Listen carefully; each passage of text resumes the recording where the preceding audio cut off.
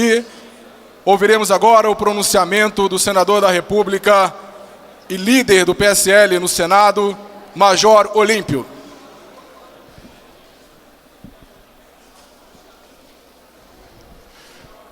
Muito bom dia a todos, saudando o excelentíssimo deputado, irmão de luta policial militar, capitão Augusto, presidente dessa frente. Aproveito para cumprimentar todos os parlamentares aqui presentes, todos os 304 signatários da maior frente parlamentar da Câmara dos Deputados.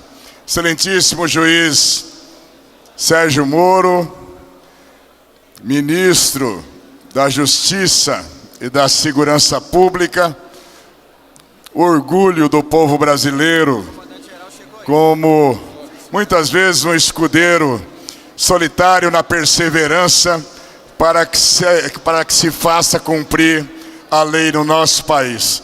Representantes da magistratura, do Ministério Público, irmãos das forças que atuam na persecução criminal, desde as forças federais, estaduais, municipais. É um motivo de muita esperança este momento, Augusto. Você com a frente parlamentar,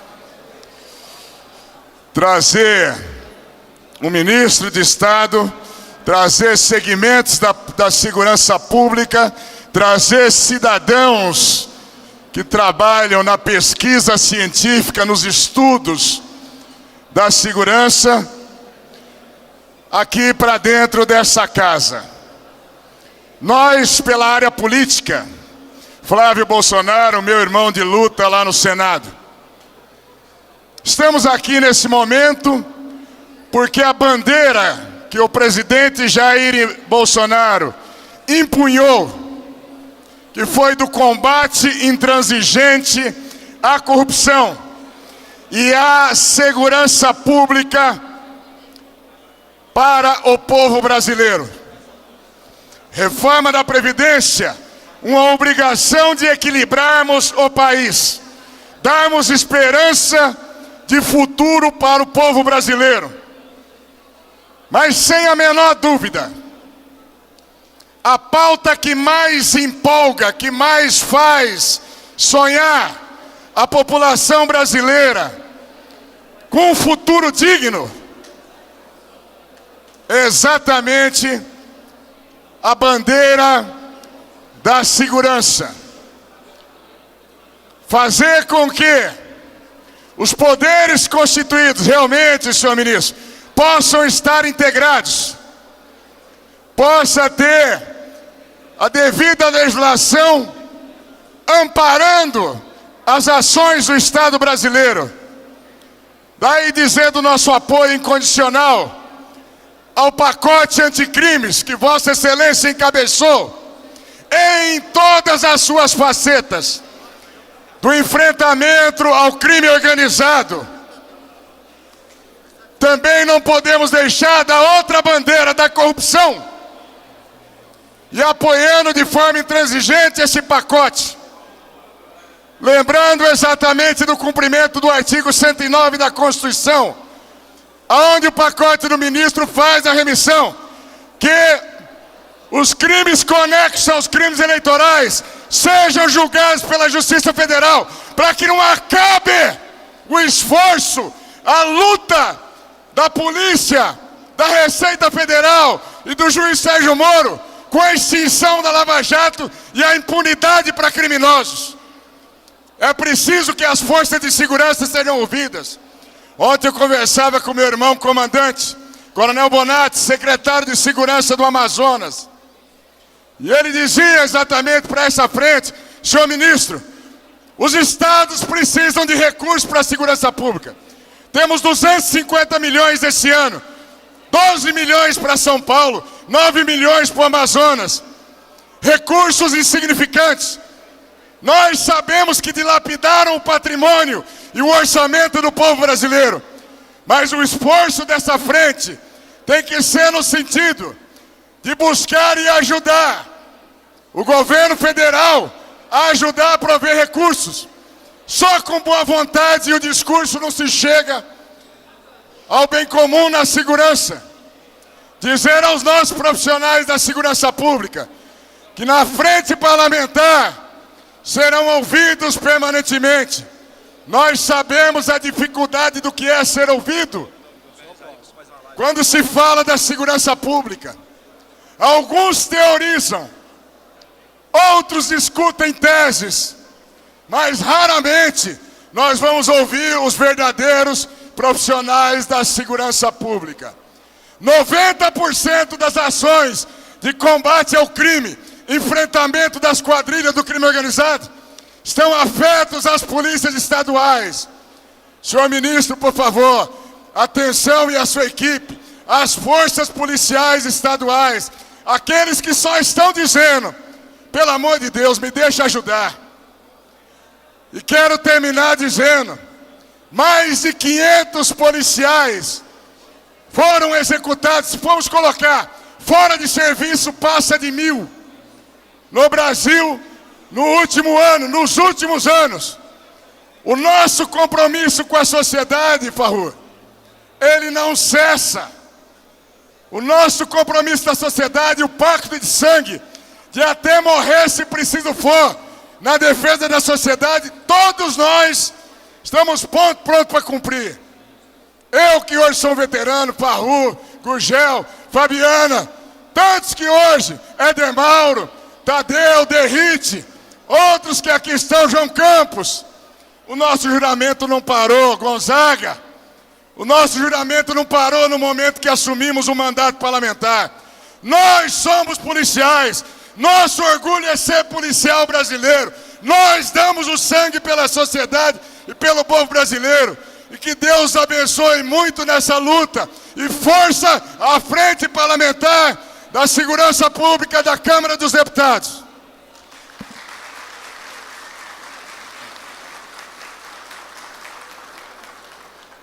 Contamos com a presença da Coronel Sheila Soares Sampaio, Excelentíssima Comandante-Geral da Polícia Militar do Distrito Federal, da Senhora Magda de Carvalho, Superintendente Nacional de Relações Institucionais da Caixa Econômica Federal, Dr. Ricardo Roche, da Assessoria Parlamentar da Vice-Presidência da República, doutora Tânia, da Associação Nacional dos Delegados de Polícia Federal, doutora Maria, do Sindicato dos Delegados de Polícia Federal, doutora Viviane, da Federação Nacional dos Delegados de Polícia Federal, e doutora Raquel, do Sindicato dos Delegados de São Paulo e todos os outros que aqui se encontram presentes.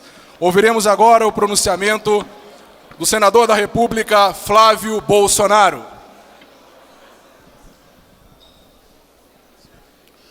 Bom dia a todos, saúdo a todos os deputados e senadores integrantes dessa Frente Parlamentar de Segurança Pública, nas pessoas do deputado Capitão Augusto e do meu amigo guerreiro aqui de plenário no Senado, senador Major Olímpio. Agradeço a deferência, a consideração do excelentíssimo senhor ministro Moro de prestigiar mais uma vez esse plenário, participar aqui do lançamento dessa frente parlamentar. Saúdo a todos os demais integrantes dessa frente e das corporações de segurança pública na pessoa da deputada federal Major Fabiana, do Rio de Janeiro, policial militar. E fico muito honrado de fazer parte dessa frente que possui mais de 300 integrantes. Presidente Augusto, essa legislatura é o momento propício para que o projeto vencedor nas urnas esse ano consiga sim colocar em prática aquelas ideias que a população elegeu e escolheu como projeto vitorioso. É nossa obrigação aqui tratar de redução da maioridade penal. É nossa obrigação aqui, deputado Peninha, tratar da questão da revisão do Estatuto de Desarmamento. Afinal, temos ou não temos democracia, Major Olímpio? Desde 2005, quando a população, em quase 64% dos eleitores, disse sim ao direito à legítima defesa.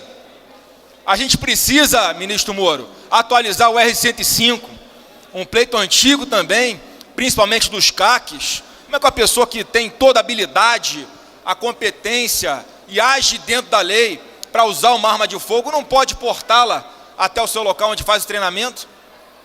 Essa mentalidade que vigiou até hoje integrantes dessa frente parlamentar, de olhar para o marginal apenas com um sentimento de que se ele fosse um excluído da sociedade,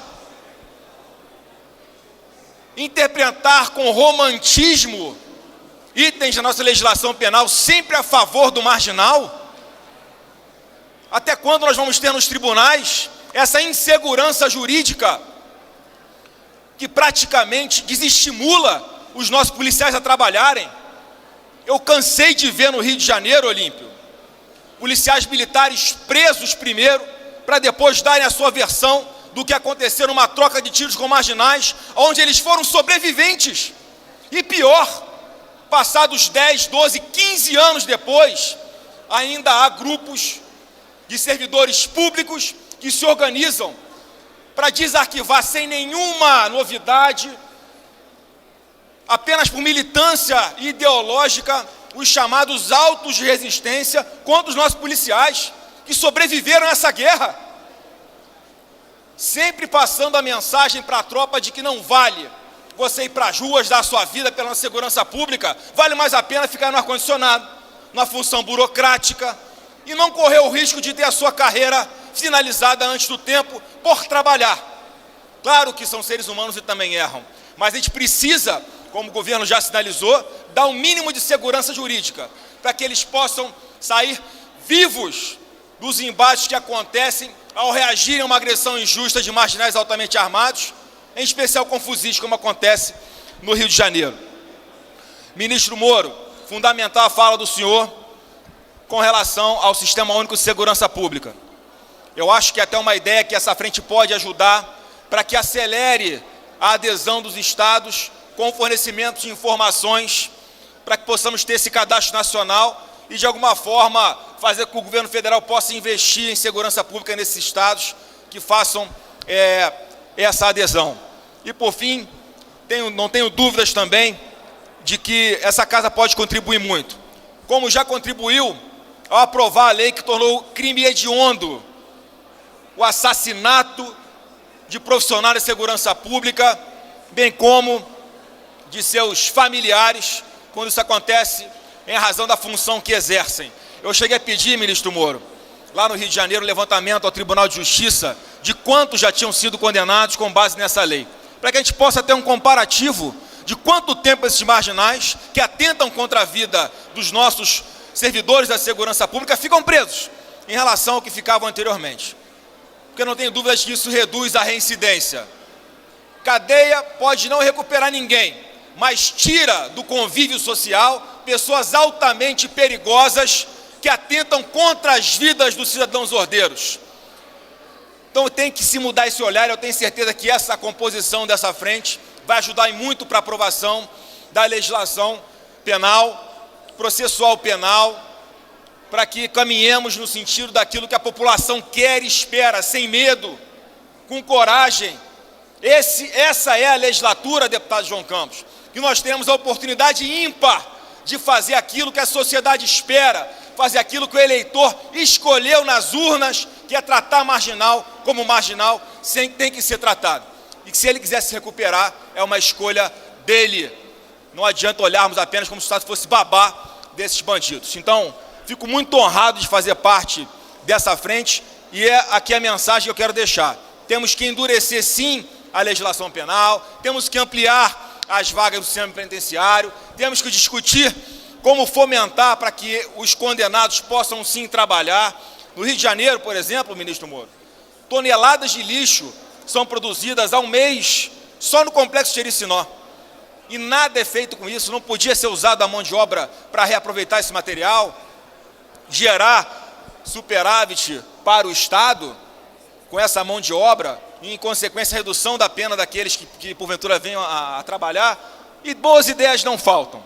Vamos aqui, com essa frente, acelerar boas iniciativas e, mais uma vez, fazer aquilo que a população espera, que é tratar bandido como bandido e reconhecer o trabalho do policial. Muito obrigado.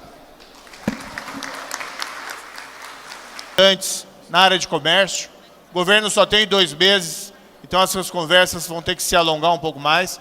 Não foi possível, vamos dizer, nesse primeiro momento, mas esses contatos pessoais são extremamente relevantes. Nessa linha, o próprio governo norte-americano sinalizou o apoio ao Brasil do ingresso na OCDE, que é um passo importante para incrementar a reputação internacional do Brasil e incrementar o cenário econômico para a retomada de um crescimento mais vigoroso. Na área da segurança pública, foram celebrados acordos entre a Polícia Federal e o FBI de troca de informações criminais, inclusive até mesmo registros datiloscópicos. Também foi feito um acordo relevante por um tema cada vez mais presente do controle de fronteiras entre a Polícia Federal e o Control Border Patrol, um órgão relacionado ao DHS, o Department of Homeland Security. Outros acordos, outras relações vão ser aprofundadas. É inegável que hoje, muitas vezes, o crime assumiu um caráter transnacional, e quando o crime tem esse caráter transnacional, é necessário integrar inteligência e operações entre agências de cumprimento da lei, tanto as nacionais como internacionais, para que nós consigamos ter um resultado mais efetivo. Além do que, essas viagens, nós sempre aprendemos e relembramos. Um exemplo, algo que incrementou em muito a eficiência das forças de segurança dos Estados Unidos foram a unificação de inteligência, de agências de operação após os eventos trágicos de 11 de setembro. Houve uma percepção de que aquele trágico incidente poderia ter sido evitado se houvesse um maior compartilhamento de informações, de inteligência e de dados entre as diversas agências.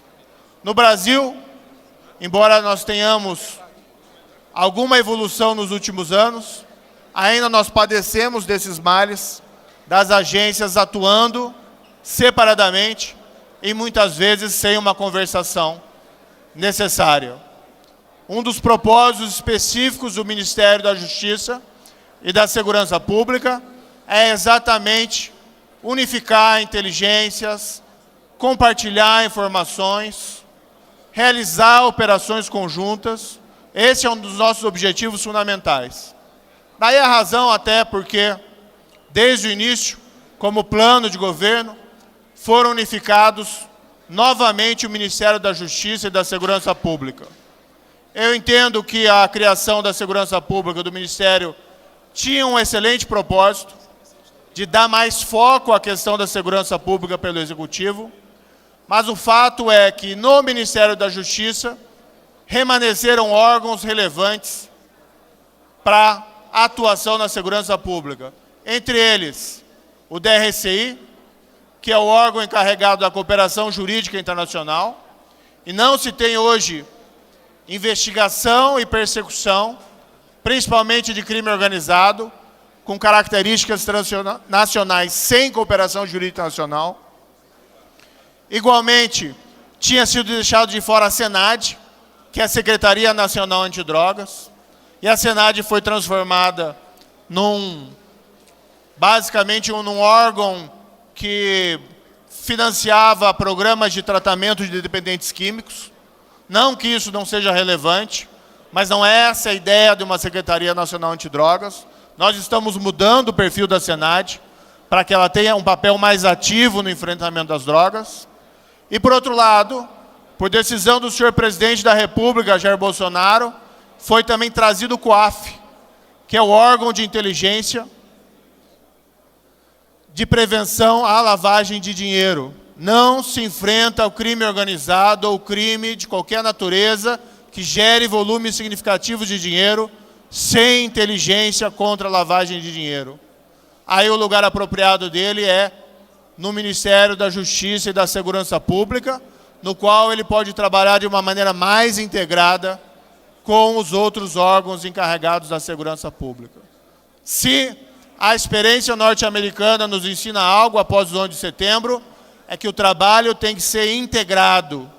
Nós não podemos mais nos comportar unicamente como donos de informações e ficarmos sentados em cima delas.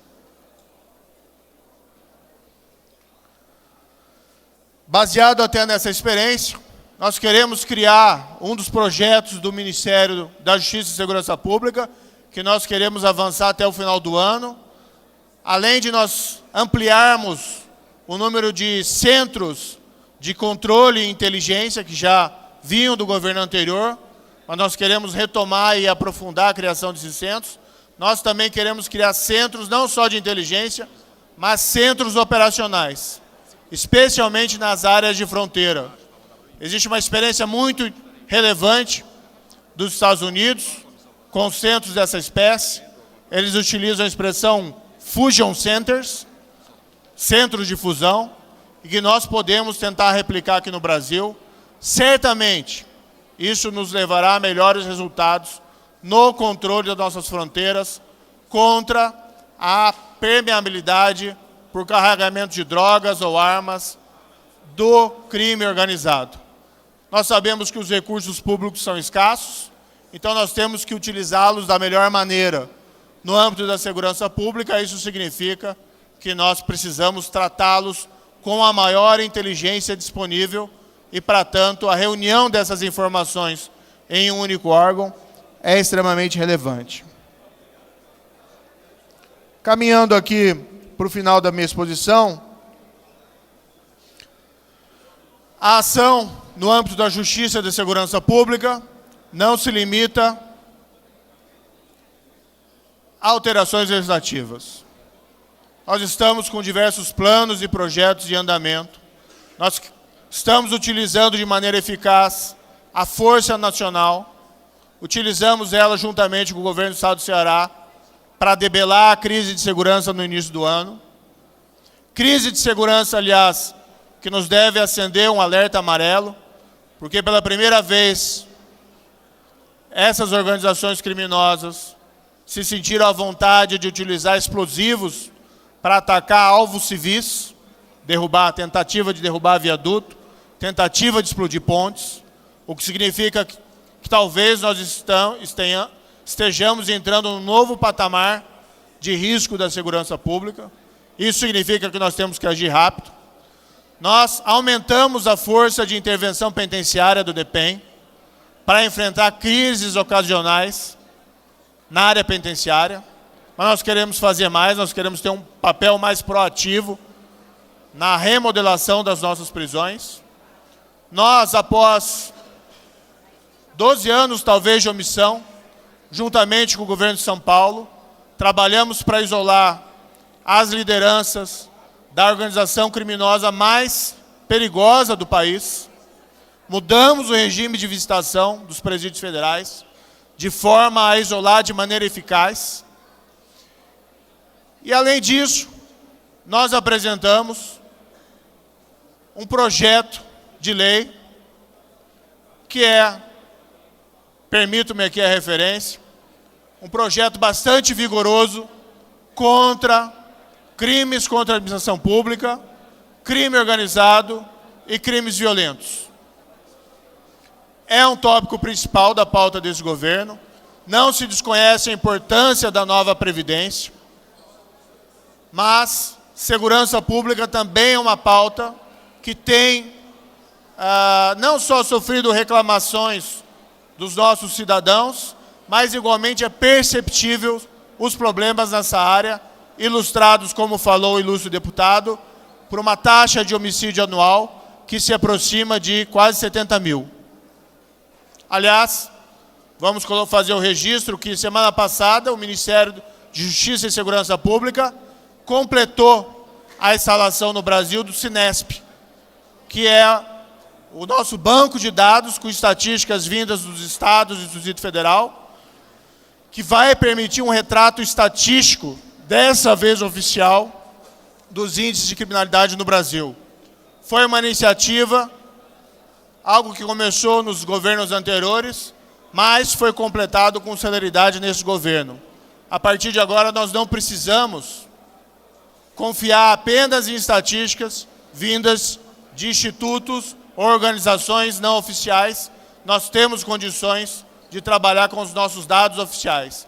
Não que o trabalho de institutos deva ser negligenciado ou não valorizado, mas era importante que nós tivéssemos também dados, estatísticas oficiais com as quais nós pudéssemos trabalhar. Enfim, esse projeto anticrime traz medidas vigorosas. Nós não desconhecemos que o enfrentamento da criminalidade demanda também políticas sociais, políticas urbanísticas, mas é importante e é relevante ter um sistema de justiça criminal, aí abrangida a investigação, que seja eficiente e eficaz para afastar criminosos perigosos de circulação, seja criminosos armados, sejam criminosos contra a administração pública. Isso faz sim diferença. E não poderia concordar mais com o deputado.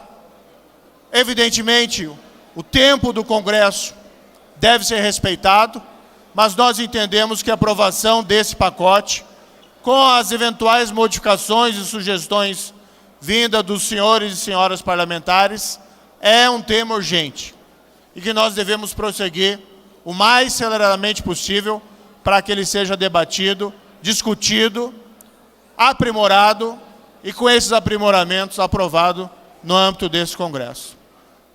Grande honra estar aqui presente nessa frente parlamentar e quero desejar aos senhores e senhoras parlamentares dessa frente sorte e sucesso nesse mandato que igualmente se inicia juntamente com o novo governo. Muito obrigado.